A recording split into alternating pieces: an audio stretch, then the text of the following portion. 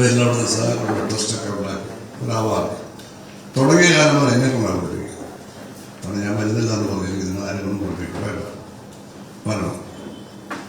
ഞാൻ ഇല്ലയെന്ന് പറഞ്ഞെങ്കിൽ അവർ 10 പേരുടെ പേര് കൊടുത്തോണ്ട് ഞാൻ പോയി 10 മണിക്കെന്ന് പറഞ്ഞു.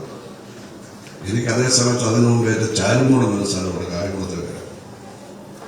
അവിടെയൊക്കെ പോകുന്ന അവിടെ 15 കിലോമീറ്റർ ഒന്നും ചാലുമൂട് എൻ്റെ ജന്മസ്ഥലം. അവിടെ ഒരു ഫൗണ്ടേഷൻ, ഷെറി ഫൗണ്ടേഷൻ എന്ന് പറയുന്ന ഫൗണ്ടേഷൻ ഇതുപോലെ തന്നെ ഒരുപാട് അവാർഡ് കൊടുക്കും എന്നെ വെച്ചത്. അപ്പോൾ ഇതും അതും 10 ഞാൻ 12 മണിക്ക് അവിടെ വരുള്ളൂ, നിങ്ങളത് തുടങ്ങിയുള്ളൂ. 10:35 തുടങ്ങുന്നില്ല, 11 മണി തുടങ്ങാൻ സാധ്യതയില്ല.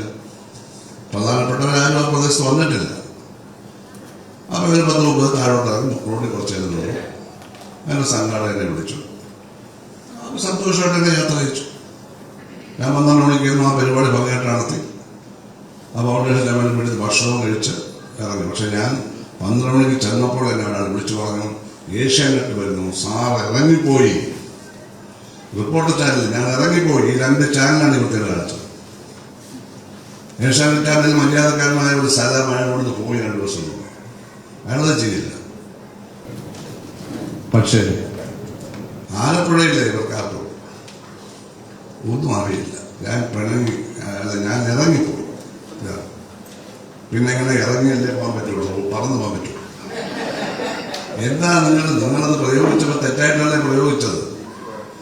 നിങ്ങൾക്ക് ഭാഷ അറിയുമോ? സംസ്കാരമുണ്ടോ? രാഷ്ട്രീയമുണ്ടോ? പത്രപ്രവർത്തകർ ABCD അറിയുമോ? മടക്കി വെച്ചിട്ട് പൊക്കോണം. എൻ്റെ ഗുണ്ടകളില്ല, അല്ല കയറി തല്ലു കൊടുക്കും. എനിക്ക് ഗുണ്ടകളുണ്ട്, ഇന്നേവരെ എനിക്ക് ആവശ്യമില്ല. ഞാൻ ഗുണ്ടകളെ വിട്ട് ആരും തല്ലിക്കാറില്ല. ഗുണ്ടകൾ ഉപയോഗിക്കുന്നവരുണ്ടല്ലോ.